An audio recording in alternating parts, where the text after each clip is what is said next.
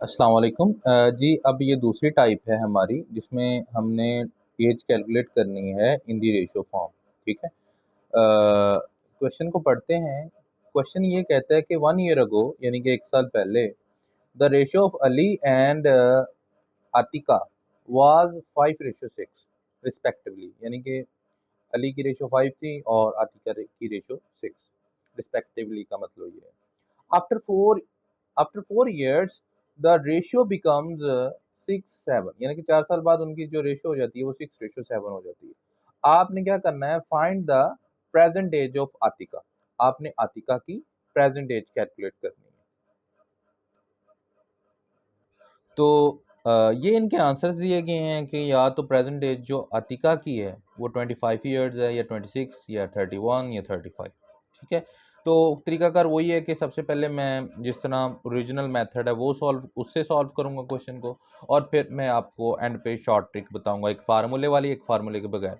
तो अब देखते हैं, फ़र्ज़ करते हैं कि देखें 1 ईयर अगो 1 ईयर अगो जो उनकी रेशो है एज की, एज रेशो जो थी, हम उसको फ़र्ज़ करते हैं कि वो है जी 5:6x, ठीक है। तो अब ये 1 ईयर अगो है, तो 1 साल पहले, यानी कि एट प्रेजेंट फिर क्या होगी, एट प्रेजेंट जो उनकी रेशो होगी आतिका की और अली की, और आतिका की जो रेशो है वो एट प्रेजेंट होगी फिर, यानी कि क्योंकि 1 साल पीछे है तो अब 1 साल ऐड हो जाएगा, ये उनकी रेशो हो जाएगी ये वाली, ठीक है। ये अली की और ये आतिका की। अब क्वेश्चन ये कहते हैं कि देखें, जब आप 4 ईयर कर देते हैं, आफ्टर 4 ईयर्स, अब देखें आफ्टर 4 ईयर्स पहले कर देते हैं, आफ्टर आफ्टर 4 ईयर्स। तो जब आफ्टर 4 ईयर्स करते हैं तो डेफिनेटली जो 4 जो है मजीद ऐड हो जाएगा एजेस में, तो ये 4 ऐड हो गया। तो अब आपके पास जो आंसर आता है वो आ जाता है ये वाला, ठीक है। तो वो ये कहता है कि आफ्टर 4 ईयर्स जो रेशो बनती है वो 6:7 है। तो यानी कि ये जो रेशो है, अब जो ये रेशो बन गई है ये 6:7 हो गई है। तो अब आपको पता है कि रेशो जो होती है उसको हम डिवीजन में शो कर सकते हैं, तो ये हमारा डिवीजन वाला मेथड हो गया, और ये 6/7। अब आप क्रॉस मल्टीप्लिकेशन करें, इसको इससे मल्टीप्लाई करें और इसको इसके साथ, ठीक है, ऊपर वाले को। तो 7 मल्टीप्लाई हो जाएगा 5x7, और इसी तरह 6 मल्टीप्लाई हो जाएगा 6x प्लस 5। तो आप मल्टीप्लाई करें, 7 3 35x, 7 7 49, 6 6 36x, और 6 5 30। तो अब 35x को आप इधर ले आएँ और 30 को आप इधर ले आएँ, तो 49 माइनस 30 और 36x माइनस 35x, क्योंकि इधर प्लस हो रहा है, ये इधर आके माइनस हो जाएगा, और ये इधर प्लस और इधर आके माइनस हो जाएगा। तो 49 में से 30 निकालें, 19 हो गया, और इसमें से 36 में से x निकालें तो ये आपका x बच गया। सॉरी, यहाँ पे एक मिस्टेक हुई है, वो ये है कि ये देखें 5x प्लस 5 लिखा है, मैंने 5x प्लस 7 लिख दिया, जबकि यहाँ पे मुझे 5 लिखना चाहिए था, और यहाँ पे भी 5 लिखना चाहिए था। तो यहाँ पे 35 आ जाता है, 7 5 पर 35 होता है 35, तो सॉरी फॉर मिस्टेक। और यहाँ पे जब 35 है, 35 ये इधर आ जाता है, 35 यहाँ पे ये 35 रह जाता है, तो 35 में से 30 निकालो तो आंसर 5 आता है मेरे पास, ठीक है। तो आंसर 5 है, ये मिस्टेक थी, आपने ये करेक्ट कर लेनी है। अब देखें आतिका की जो प्रेजेंट एज है, ये जो एट प्रेजेंट जो एज है आतिका की वो है 6x प्लस 5।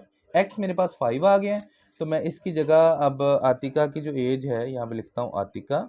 आतिका की जो एज है वो है 6x प्लस 1 प्रेजेंट एज, और 6x मेरे पास 5 आ गया है, और 6 5 30, 30 प्लस 1 31 ईयर्स।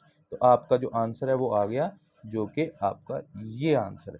तो ये एक मैनुअल तरीका था। अब हम फार्मूले वाला जो तरीका है वो पढ़ेंगे, उसके बाद फिर एक और शॉर्ट ट्रिक है बगैर मतलब फार्मूला यूज़ किए, कुछ भी यूज़ किए, और वो करेंगे बगैर सॉल्व किए डायरेक्टली आंसर, ठीक है। तो आप ज़रूर देखिएगा। Thank you. अब हम देखते हैं फार्मूले वाला तरीका। अब देखें ये फार्मूले वाला तरीका है। इसमें देखें जो फर्स्ट रेशो है उसको मैंने ए बी फ़र्ज़ कर लिया, यानी कि ये जो फर्स्ट रेशो थी उसमें उसने कहा था कि 1 ईयर अगो उसकी रेशो ये है, ये फर्स्ट रेशो थी। उसके बाद उसने कहा था कि 4 ईयर अगो आफ्टर 4 ईयर उसकी रेशो ये है। तो मैंने पहली रेशो को कहा है कि ए बी है और दूसरी रेशो को मैंने सी डी कह दिया, ठीक है। तो ये अब वो जो एक्स फाइंड करने वाला, जो मैंने एक्स इस तरीके से फाइंड किया था, वो मैं इस फार्मूले से फाइंड कर सकता हूँ। तो before edge plus after edge C minus D, मतलब सी माइनस डी, उसके बाद A D minus B C. तो इसको करते हैं। देखें बिफोर एज जो थी मतलब 1 ईयर अगो थी वो 1 है, और उसके बाद आफ्टर एज 4 है, ठीक। उसके बाद सी माइनस डी जो है, सी मेरे पास देखें 6 है, डी 7 है, सी माइनस डी हो गया। ऊपर ए डी मतलब ए 5 है, 5 को डी से मल्टीप्लाई करो, 7 ये डी है मेरे पास यानी कि 7, और ए मेरे पास 5 है। तो 5 7 35 मल्टीप्लाई करना है, और उसके बाद और 6 6 ज़र 36 मतलब बी सी को मल्टीप्लाई करना है। बी इधर 6 है, सी बी 6 है, 6 6 ज़र 36।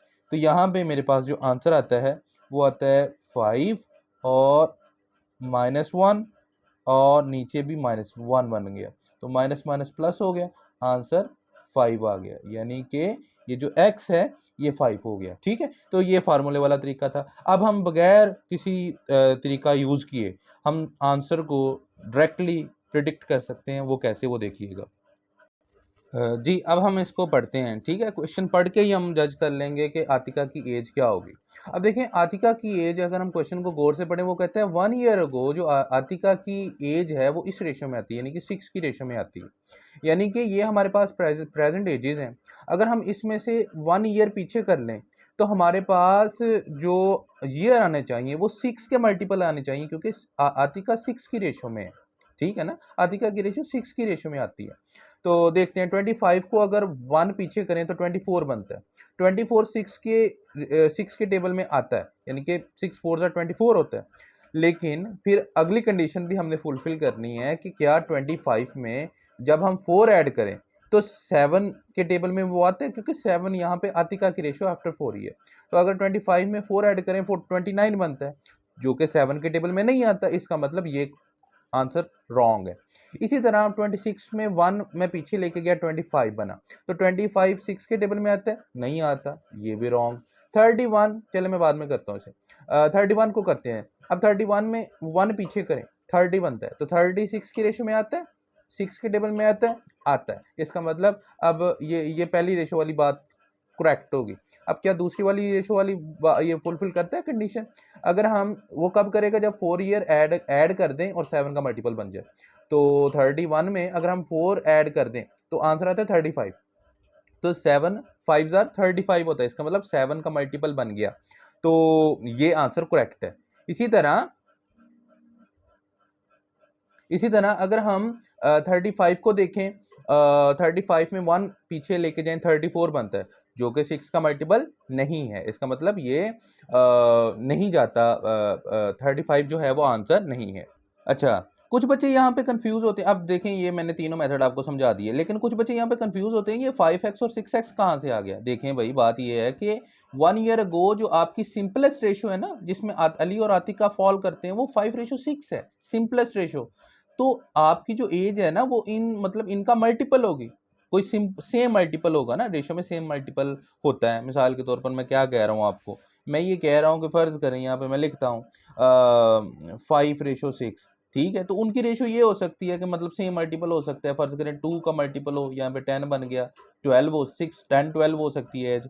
अच्छा, फिर हो सकता है कि मतलब 3 का मल्टीपल हो 15, और 6 3 ज़ार 18, यानी कि ये जो चीज़ें हैं ना ये मल्टीपल हैं।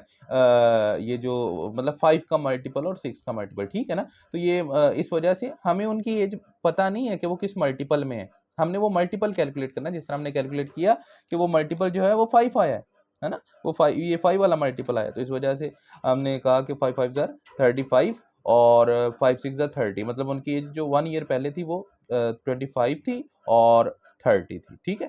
तो उसके बाद फिर हमने कहा कि 1 ईयर बाद क्या होगी, 31 होगी, ठीक है। तो आई होप कि आपको समझ आया होगा। Thank you so much. अब अगली टाइप रह गई है तो वो हम करते हैं।